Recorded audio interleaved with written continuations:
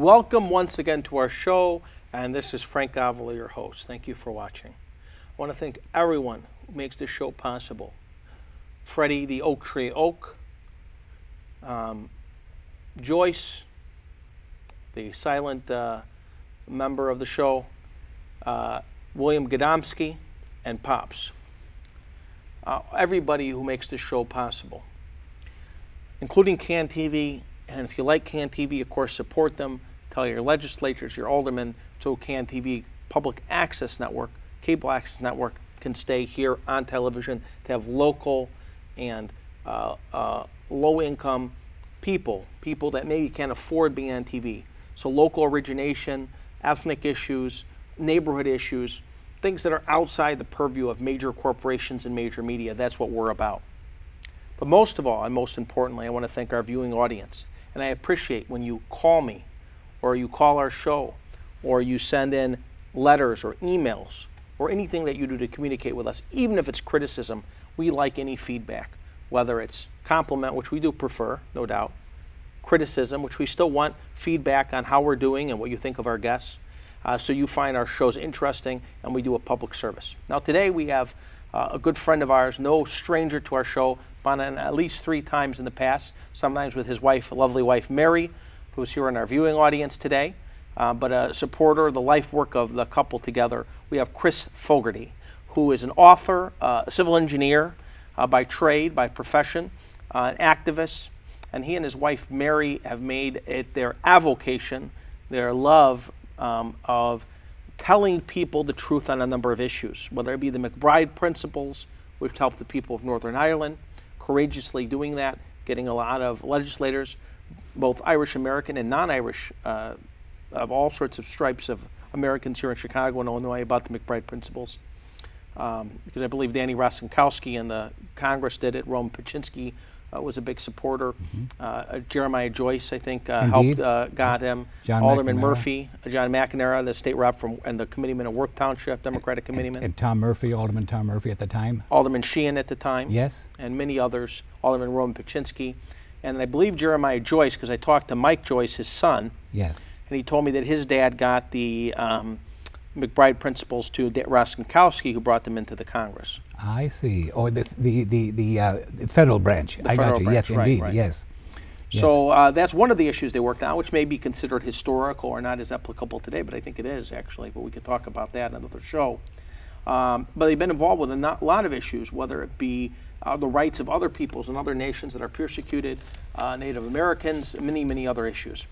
But one of the most important issues that they are on is the historical remembrance of the genocide, the Holocaust of Irish Americans in, or Irish people, not Irish Americans, but Irish in Ireland in the mid-1800s. And there is a book that he wrote, which we're going to discuss today. As you can see, it's Ireland, 1845 to 1850, The Perfect Holocaust and Who Kept It Perfect. Now, there's some controversy by some on the name Holocaust. We'll discuss that, and the use of the term genocide, and why some of us who believed that it was just a potato famine, because that's what we were taught, is not correct, and many other important issues that we're going to hear from Chris Fogarty today. And we want to thank Chris Fogarty for being on our show. Thank you so very much. And his wife Mary for working with him and also being here today in our viewing audience and being on our show many times in the past. Thank you very much. So let's talk about your book. And I know we have a number of exhibits that we're also going to show our viewing audience. And of course, one of the main exhibits that we've shown many times in our show. But why did you write the book? Well, 5 million people were first murdered, and ever since then have been slandered, that they somehow, the lives that they died of terminal stupidity, that they grew only one failure-prone crop and fell into that trap of their own making. It is shocking that people would still be pursuing this falsehood to this day. The only way it can be kept going is by continuing to call it famine, which is the cover word for that genocide, and to keep covering up for the British Army and its removal of Ireland's abundant foods. Now this story has deep roots. The British had ruled Ireland, invaded Ireland, took over Ireland, made it basically a colony of theirs. Yes. For about 845 years. Exactly that. Okay. Now, tell us a little bit, very briefly, how that happened, and how they invaded Ireland, how it came about, and then what that history is. Pope Adrian IV issued laudo militare, a granting of Ireland to the King of England, if that king would send the Peter's Pence annual donation from all churches in Ireland to Rome instead of sending it to Armagh, the seat of the Christian church in Ireland at the time. And so the Peter's Pence collections to this day in Ireland are still rewarding the Catholic Church for having sold out Ireland to the British. Okay. It's a strange setup. And many Although people, Britain didn't have complete control at that time. it took them a couple of centuries also. Okay. I know but Henry VIII was one of the key players. he came later. Actually, that's nearly half the genocide was already over before he came along. It started in 1170. With the Normans. Well, the Norman Anglos. See, the Normans took England in 1066, and in 1170, At the Battle of years later, Hastings, Right. William the Conqueror. and then the last of them were rattling around Wales with nowhere to go. All the land was taken, and they decided to take Ireland. But they were the great-great-grandchildren of the Normans who took England. Although interesting enough, the original inhabitants of England, and certainly even those who live in Wales, or at least those who are Welsh ethnicity, Cornish, the Cornwall, and Scotland, are Celts, cousins to the Irish, Yes. if not brothers, Yes. but certainly cousins. And the original inhabitants of England were Celts. Yes, that would be true. And they were modified by the Anglo-Saxons and others. that Right. So came first along. you had the Anglo invasion. Yes. And then the Saxon invasion. Yes. And then in 1066 you had the Norman invasion. Right. Yeah. So actually, Norman was the language of court England for quite a while. Which was a French dialect. Indeed. Right. Yes. They were Viking descendants, but They were indeed. Yeah. Yes. who So invaded Ireland in the centuries previous. They had been rebuffed, and the Irish had defeated them in 970 something. Byron Boru at the Brian Battle Boru, of exactly. Brian Boru. Yes. Byron Boru at the Battle of Clontarf. At the Battle of Clontarf. Clontarf. Yes. Yes. So I'm here. I had a website preceded by a pamphlet that contained the basics, the fundamentals of the information in the book, and it forced the famine writers, the cover-up artists, it forced them to abandon some 90% of their falsehoods.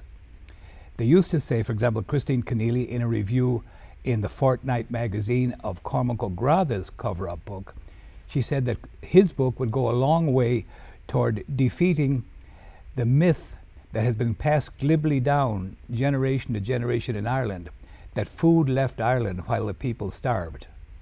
So she was met by so many people from Boston down to Miami selling her book, asking her why she's covering up for the food removal, that she, in her very next book, she conceded that 4,000 shiploads of Irish grain alone sailed into Liverpool Harbour alone in 1847 alone. That should have resulted in her being moved out of academia, because she completely undid all her previous life's work. So she contradicted her first book and her second book. She contradicted her entire life. Her life's work prior to that was to say that there was no famine, that the people fell into a trap of their own making, and that Britain tried to save them. That was what she said, wrote, said, and Now, is this being paid by the British government? I don't know. You'd have to wonder, how can it be? Because the records that I used are from the National Archives in London, the British National Archives, and they're available to the public. So how these people can be scholars and not know how to get the basic information baffles me.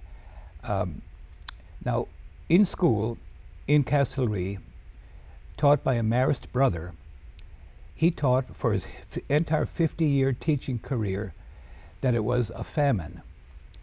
And I spent a decade or so trying to get my old classmates to form a little group and accept a memorial for one of our town's 3 or 4 mass graves.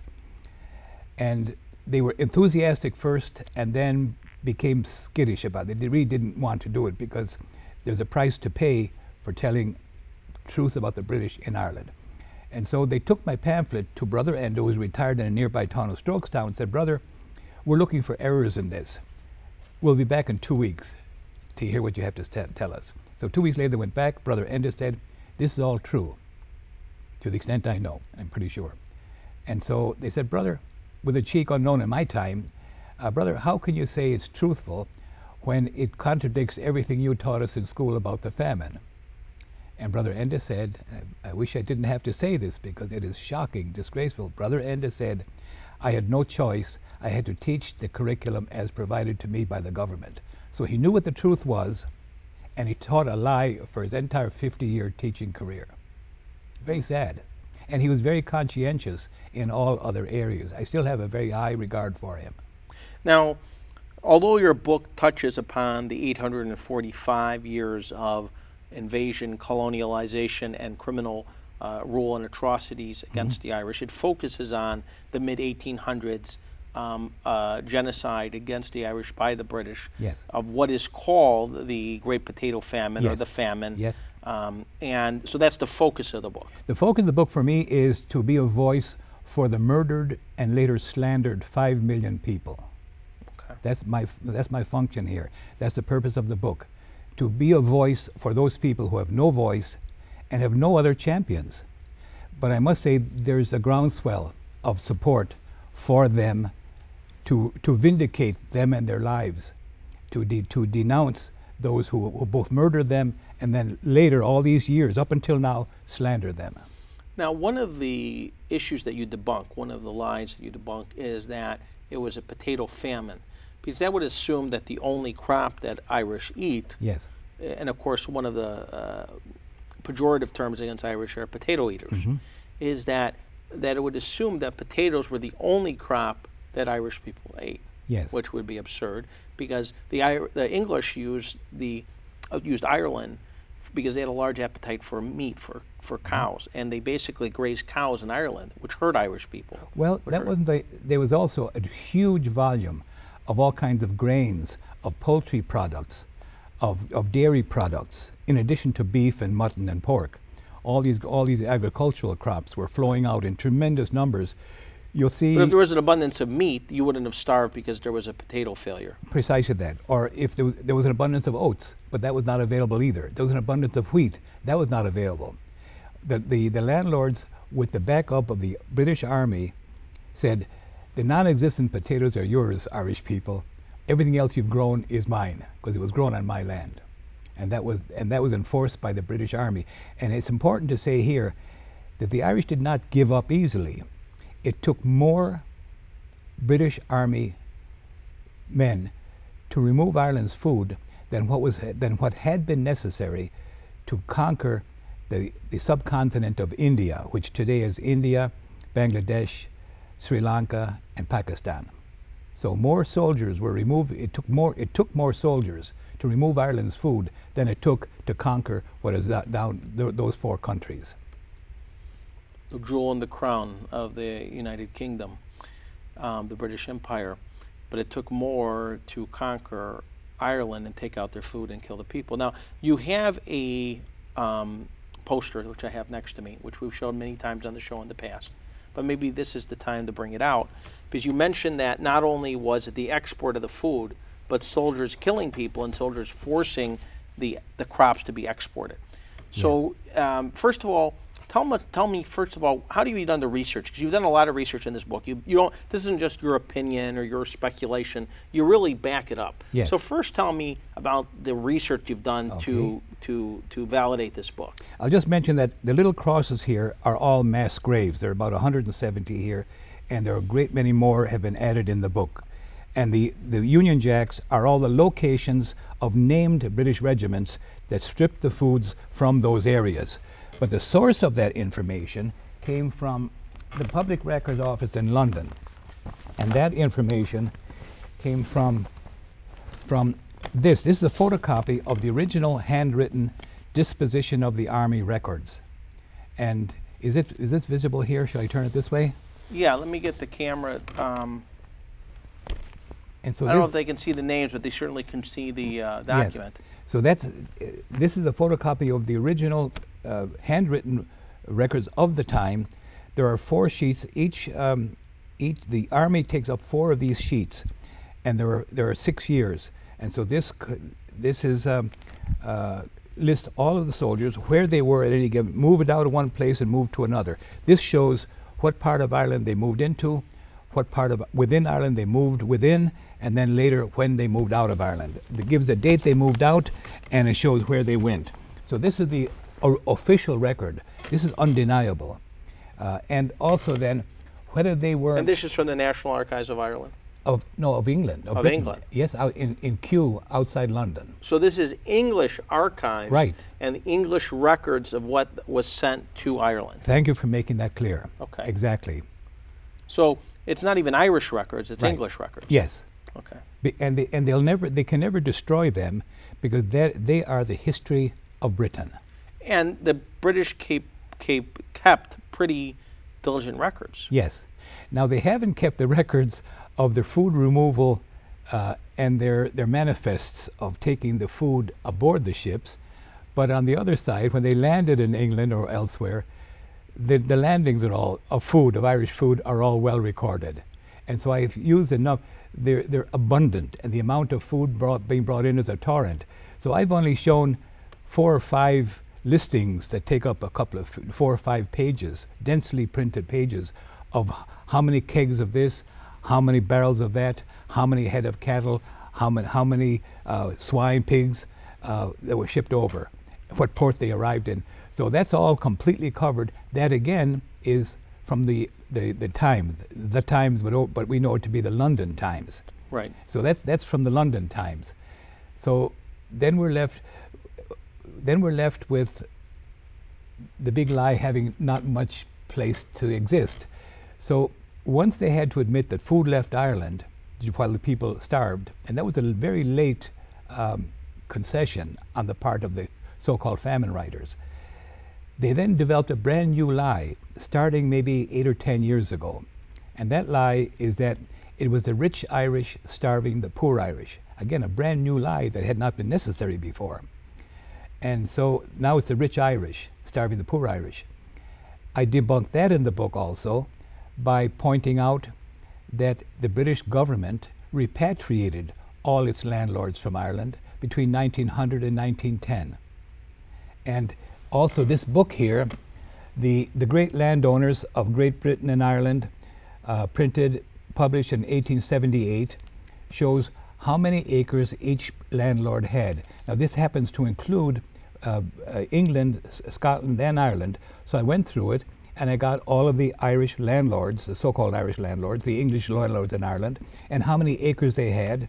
And I must say, the Anglican Church had tens of thousands of acres of land, even and for that the was church. the Church of England, which became the Church of Ireland, but yes. really was the Church of England. They called it the Church of that Ireland. Almost no indigenous Irish were members of, or very few. Zero. There were many attempts to convert. In fact, one of the great pejorative words throughout Ireland to this day is a super. And that's one who, while starving, took a bowl of soup as a price for renunciation of his Catholic faith. Right. And I wish they had all taken the soup at the time. They could have deconverted later. But at that time, evidently people thought that to take an oath was binding forever, and there was just no way out of it. So that happened. I know of a couple of locations where there are maybe 8 or 10 families that took the soup. One outside Bantry in County Cork, not Bantry, doesn't come to me now, just west of Cork City, and another one near Ballinlough, County Roscommon, but they, very, very few. So let's take a look at this book. It's The Great Landowners of Great Britain and Ireland by John Bateman with an analysis, and that is the book. I don't know if you can do a up close on that or not, but at least showing it. So it's an older book, obviously. You can see the date on the back of it, 1878. 1878. Now, I'm also looking at some notes that I have that, there were some allegations by some of the writers on, quote, the Great Famine, unquote, that the landlords were Irish and not English, and that they were the rich Irish picking on the poor Irish, or it was the Irish mismanaging their crops and food.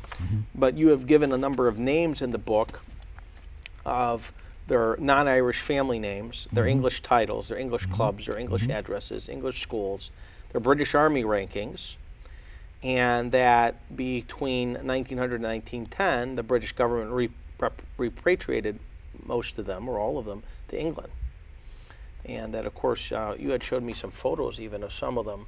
I don't know if we have some of those photos, but some of the photos of where they live now, their descendants, and their names. Yeah, it might interest our watchers to say that General Pakenham, the British general who died in his attack on New Orleans in 1814 or 15, you know the song, Down the Mississippi to the Gulf of Mexico. He died there. He was a landlord with 3 different locations in Ireland. And then General Ross, who burned the White House in 1812, I think it was. And the War of 1812. Yeah. He died a couple of days later in his attack on Baltimore, where the American national anthem was created.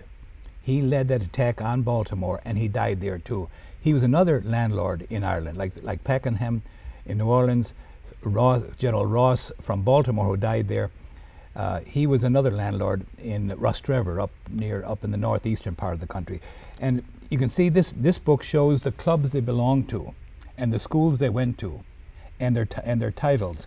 And it just happens that the landlords of Ireland, there was a very high percentage, not a majority, but a very high percentage of them were lords in the House of Lords in England. They also had estates in England. The landlord that evicted my great-grandparents and grandaunts and uncles, my grandfather wasn't born yet, he was Henry Flowers. He had some 30,000 acres around Durrow in County Laois. He evicted my great-grandfather and mother from their land in Ballykeely, Durrow, County Laois, and they wandered, and they were told that they could build an emergency shelter for themselves in the shadow of the Lord's gallows, to have them handy in case he should take a dislike to them. And so, with nowhere else to go, they lived there for a few years. My grandfather was born in that emergency shelter in 1839, and shortly after that they moved down the hill into the town and got into a house. And when he turned 18, sad to say, he joined the British Army, because just like the young men in Iraq today, under control of others, there were nothing available except a serf for the landlord, a spy for the British government, a British soldier, a British constable. The choices were very, very few. There was no free enterprise. And that's one of the reasons you had such emigration from Ireland to the United States and other nations. You find the Irish are everywhere. Yes. You know, Australia. Yes. There's New something Zealand. called chain migration, and you can have an event like the Holocaust of Ireland. They'll get the initial impetus going strongly, and then even though the conditions improve, they draw their nieces and nephews out after them, and it goes on generation after generation. My ancestors here in Chicago worked on the Illinois-Michigan Canal. That's why we're here, and they came at that time. The starvation was on at that time in Ireland. And so they came here then, and there's been chain migration ever since. And I must say, I'm so grateful to those who came here. This is the nation. This is the best nation on earth. And a lot of Irish came to New York. Yes. Boston. Some worked on the railroads. Many. Yeah. Many joined the military, were either forced into the military or volunteered in the Civil War and the U.S.-Mexico War. Yes. I've been to Boston a few times, and when I've been there, I usually say, keep going west, you're only halfway to America. Because when the Irish arrived in Boston, everything had been carved up, everything was already divvied up, and there wasn't much room or concessions given to the newcomers. But they got in at the beginning of Chicago, and particularly those who went to California, they were among the original ones there. They didn't participate too badly in the genocide of the Native Americans, but I must say they were in the 7th Cavalry, and so even survivors of a genocide in Ireland, as members of the 7th Cavalry and other regiments here, participated in the genocide against the Native Americans. Not many, but some. Now, some Irish also moved to England. Many. And they do to this day. And some Irish also fought for the British. In great numbers. My grandfather, the man who was born in the shadow of the Lord's gallows in Durrow, County Laois, he was a career British soldier. I've learned, I thought it was okay. I've become embarrassed to say it, but he had no options. His sister died between their house in Durrow and the post office where she would go to collect his army pay. He, as a British soldier, supported his siblings and maybe his parents. I don't know how much longer they lived. But she died somewhere between the post office and her house seeking his pay. So it was truly, truly dire. Shocking what our ancestors have gone through. I think there was even Irish Brigade. There was earlier ones, and there were Irish brigades in the United States. Right. Oh yeah, very much so. Yeah. And then many Irish went to Spanish-speaking lands, either Spain, South America, Mexico, Juan O'Donoghue. That was in the 1600s. Right. That was the destruction of Ireland's aristocracy. Right. Yeah. It's all very sad. I wish, in a sense, I never learned. By the way, a little aside here.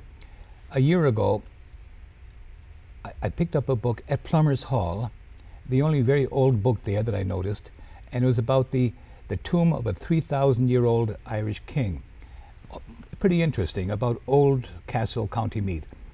In the preface to it, it describes how one of the four masters had moved to Ballycroy back in the bogs of West Mayo over near the ocean, and had two sons to whom he had left his only treasure, his books.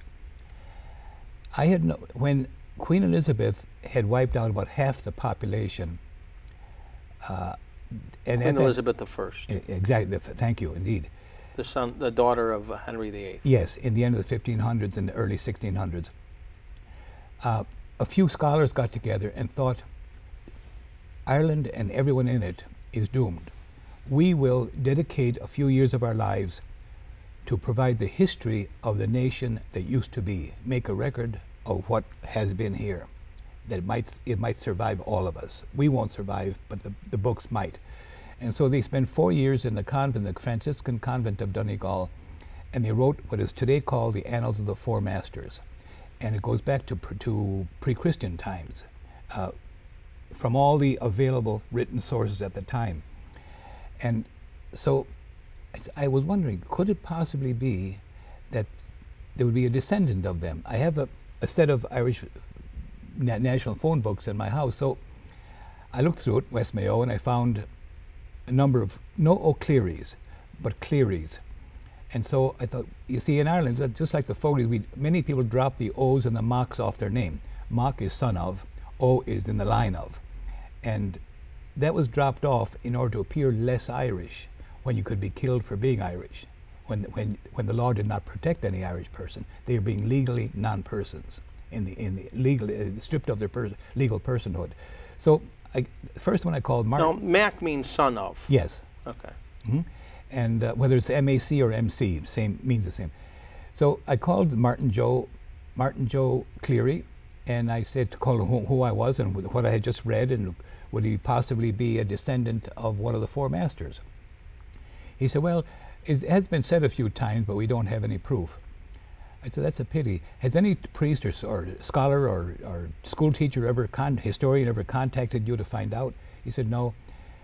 Well, I said, the man, just for your information, the man who was said to have fled Donegal and gone into Ballycroy, he had two names. One was Fogarty, evidently an old Gaelic name, gone out of use, and the other one was Peregrine.